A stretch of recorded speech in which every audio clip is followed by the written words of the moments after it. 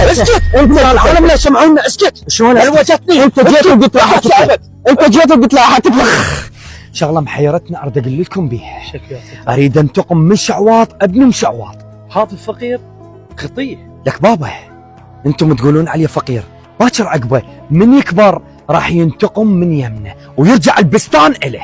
على شنو ما افتهمنا؟ شنو على مود البستان استولينا عليه، ودائما يجي بالفرع مالتنا ويظل يصيح اريد حقي وحق ابوي. يعني البستان مالهم وانتم البستان مالتهم واخذناه، وتريد تكتله. واريد اكتله انتقم من يمه. عمك خاف الله، عمي يقول يا الله عليك اخوك ابن عمك عمك خطيته يريد هذا الشيء عليك فيه. كل من هو يريد يعني كل من هو في ارضهم يريد يكتله. احنا شلنا دخل؟ شوفوا الحكي يعجبكم ما يعجبكم، انا نار تفور بقلبي وراح اروح اسوي الاريده.